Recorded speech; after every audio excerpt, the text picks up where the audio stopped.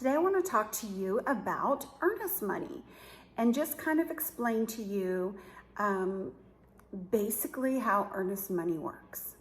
So earnest money is your good faith deposit. When you decide you want to purchase a home, it's part of the contract and it's a way of showing what your intention is, that you are sincere about moving forward with the home purchase. Okay, so that's the purpose of it. Typically, the amount of the earnest money, it can vary depending on the circumstances, the property, and whether you're buying new construction or existing homes, and based on what's customary in your location. But typically in this area, the earnest money is going to be 1% of the offer price or of the contract price. So if you offer $350,000, your earnest money is going to be $3,500. So it's pretty clean and simple. And there are circumstances where you may want a different amount, and your realtor can negotiate that for you as well. Also, when you make out your earnest money check or you get your cashier's check, that's going to be made out to the escrow, to the title company.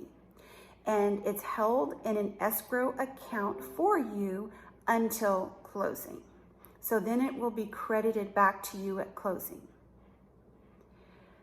You shouldn't have any issues with losing your earnest money deposit or anything like that, as long as you follow the guidelines and you follow the deadlines and the letter of the law, so to speak. You've got to follow the contract and not breach the contract.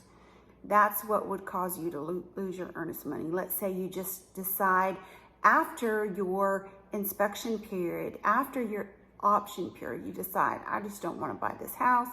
I've changed my mind. The house is appraised and there aren't any other contingencies.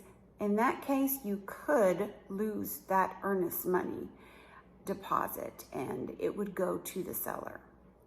So there are circumstances where that could happen, but typically your agent is going to watch those dates and watch those contingency periods and make sure that that does not happen.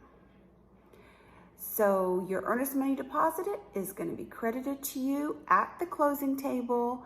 It's, if you're supposed to bring $10,000 to the closing table and your earnest money deposit is $2,000, then you would, they would subtract that, and then you would just be required to bring the $8,000. So that's pretty much how earnest money works. There are deadlines for when it has to be received from the time that you execute the contract. Your days start the following day, and you just want to make sure that you follow that part of the contract